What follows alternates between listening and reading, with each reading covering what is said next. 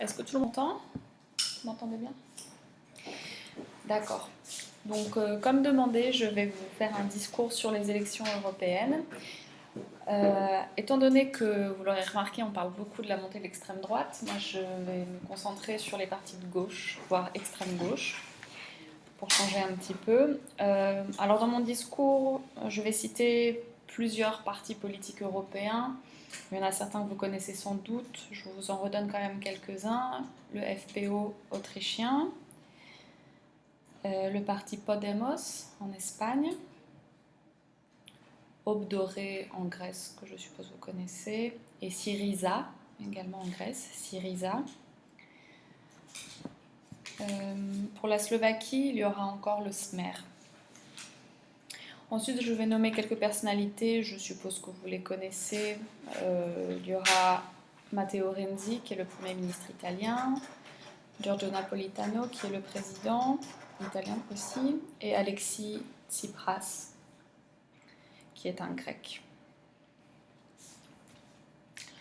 Voilà. Est-ce que je peux commencer? Très bien. Alors, chers collègues, je suppose qu'étant donné que vous avez accès à la même presse que moi, vous aurez remarqué que ce qui occupe le devant de la scène depuis les élections européennes, c'est la montée de l'extrême droite. Alors, surtout pour moi qui suis française, j'ai eu le droit sous toutes les coutures, le triomphe, la vague bleu marine, l'arrivée du Front National en tête. Bon, malheureusement, la France n'est pas le seul pays dans ce cas. Je vais vous en parler tout de suite pour ensuite ne plus avoir à y revenir. En Autriche, le FPO est arrivé troisième en ayant tout de même 20% des voix. En France, le FN est arrivé premier avec 25% des voix. Au Danemark, c'est également un parti europhobe qui est en tête. Et on peut ajouter évidemment à cela le UKIP, même au Royaume-Uni, même si ce parti ne se réclame pas de l'extrême droite raciste. Ce qui est assez dommageable, c'est de voir que dans tous les articles que j'ai pu lire dans les différentes presses, chacun se focalise sur la situation dans son pays et se préoccupe des résultats dans son pays, ce qui nous prouve que aussi bien avant qu'après les élections européennes, il n'y a pas de campagne européenne et pas de débat européen, ce qui, d'après moi, est vraiment regrettable. Bon, voilà, maintenant, ceci étant dit, j'aimerais me focaliser sur autre chose et justement jeter la lumière sur un sujet qui, d'après moi, n'est pas suffisamment traité dans la presse européenne, et c'est celui des partis de gauche qui ont remporté les élections dans 6 États membres. Je vais tout d'abord passer en revue ces 6 pays. Donc, il s'agit de l'Espagne, de la Grèce, de l'Italie, du Portugal, de la Slovaquie et de la Roumanie.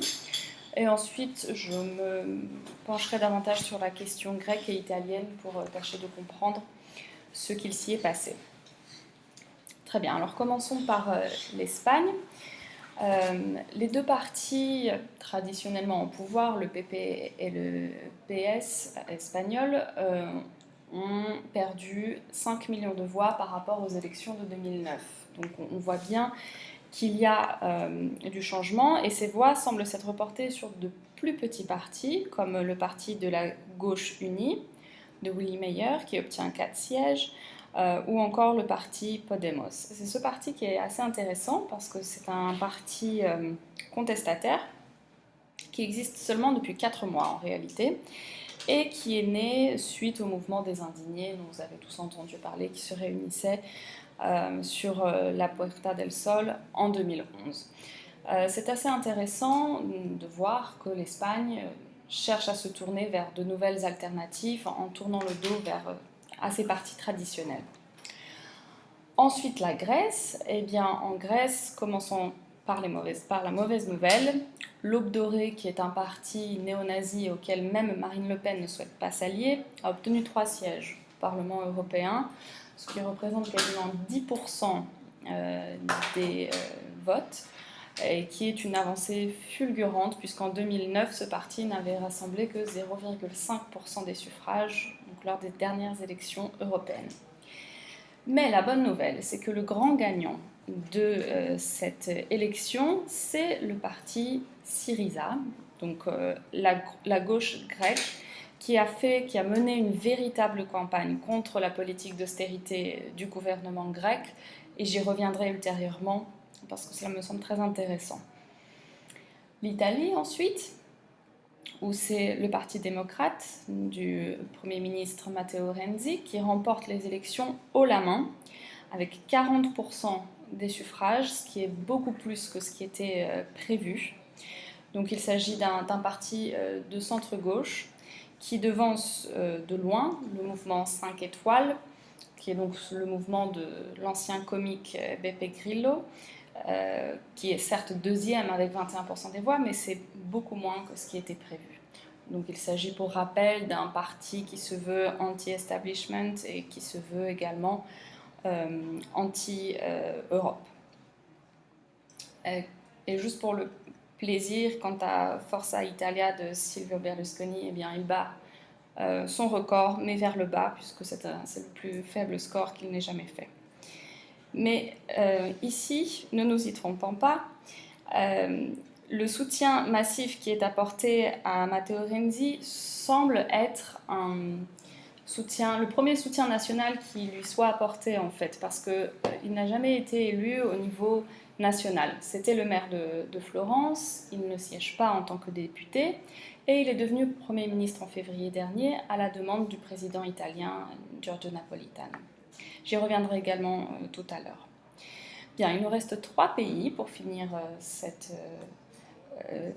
revue des différents résultats. Donc le Portugal à présent. Au Portugal, nous n'avons pas vu de montée d'un parti eurosceptique, malgré la forte présence de la Troïka européenne jusqu'à il y a très peu de temps, jusqu'au début du mois.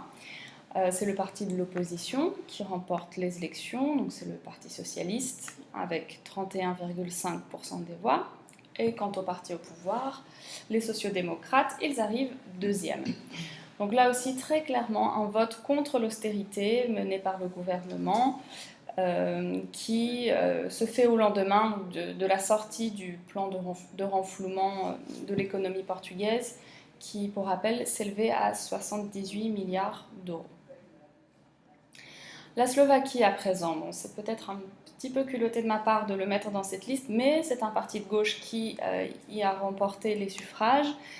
Pourquoi je dis que c'est un peu culotté? Eh bien, au vu du taux de participation, parce que seuls 13% des Slovaques se sont déplacés aux urnes.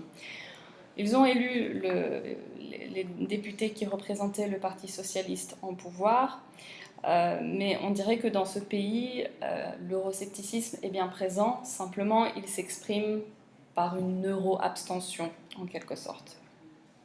Et enfin, pour terminer, la Roumanie. Roumanie qui est un pays intéressant parce qu'il est à la une de nombreux journaux dans nos différents pays et pas toujours à sa faveur. On fait l'amalgame avec la population rom. Nigel Farage au Royaume-Uni s'y attaque personnellement. Bon, ce pays a choisi de faire confiance à l'alliance qui est au pouvoir à Bucarest en lui octroyant 37% des voix. Voilà pour ce passage en revue. Maintenant, comme promis, je voudrais me concentrer sur les 2 pays, la Grèce et l'Italie, qui ont donc largement mis en avant la gauche, voire la gauche radicale dans le cas de la Grèce. Donc commençons justement par la Grèce. Donc ce parti Syriza, qui est issu de l'extrême gauche, a battu le parti conservateur au pouvoir haut la main. Et tout cela grâce à un chef charismatique, Alexis Tsipras. Je suis certaine que vous en avez entendu parler parce qu'il était vraiment partout dans les médias avant les élections européennes. Il a mené une véritable campagne. Il a multiplié les déplacements en Grèce, dans les autres pays européens. Et les commentateurs sont assez convaincus que c'est grâce à lui que la participation a été aussi forte en Grèce. Elle dépasse de loin la moyenne européenne, puisque la moyenne européenne de participation à ces élections était de 43%, alors qu'en Grèce, on se situe à plus de 57%. Ce qui prouve bien que lorsque l'on fait vraiment campagne, on peut mobiliser ses citoyens et les inciter à se rendre dans leur bureau de vote. Quant à l'Italie, je vous parlais tout à l'heure de Matteo Renzi, il s'est réjoui des résultats, il a parlé d'un score historique, il a fait part de son émotion, de sa détermination à ce que l'Italie change l'Europe. Et je crois que les Italiens lui ont fait confiance parce qu'il a déjà lancé des réformes dans son pays et qu'ils aimeraient les voir transposées au niveau européen. Reste à espérer que cette rupture puisse se faire. Mais ce que l'on peut constater, c'est que ces deux pays, la Grèce et l'Italie, sont deux pays qui ont été durement frappés par la crise, par les économies imposées par la Troïka, et pourtant les électeurs dans ces pays n'ont pas pris cela comme un prétexte pour bouder ces élections. Au contraire, ils se sont rendus aux urnes et ils ne l'ont pas fait non plus pour provoquer en choisissant l'extrême droite. Ils ont voté en leur âme et conscience. Alors, peut-on parler d'un miracle grec et italien, puisque finalement ces deux pays se trouvent au premier rang de ceux qui vont défendre et promouvoir l'Union européenne, ce qui finalement pourrait être étonnant au vu des politiques menées dans ces pays ces dernières années. Alors, Tsipras et Renzi se sont engagés à changer l'Europe que nous connaissons, c'est-à-dire une Europe conservatrice, et ils voudraient en faire une force capable de promouvoir et d'appliquer les idées de la gauche, voire de l'extrême gauche pour les Grecs. Pourront-ils le faire? Eh bien, l'avenir nous le dira, mais ce que moi j'en tire comme conclusion en tant que Française, c'est que mon pays est vraiment le champion du défaitisme. Et à chaque fois qu'il n'est pas satisfait, il préfère se tourner vers l'extrême droite pour provoquer, alors que ces deux pays, la Grèce et l'Italie, nous donnent vraiment une cruelle leçon de démocratie et nous montrent qu'il est possible de choisir une autre voie. Pourquoi la gauche française n'a pas suivi l'exemple de Tsipras ou de Renzi? Leur succès était annoncé depuis des mois, on savait bien que leur campagne allait porter leurs fruits. Bien, je dirais que parce que le Parti socialiste français est endormi dans le confort du pouvoir, qu'il n'y a pas vraiment de leader charismatique, il n'y en a pas non plus à l'extrême gauche. L'extrême gauche est bien trop narcissique en France pour convaincre. Résultat, les classes ouvrières, historiquement électrices de la gauche, se tournent vers le Front National. Et c'est la France qui malheureusement devient un contre-exemple détestable pour les pro-européens dont je fais partie. Je vous remercie.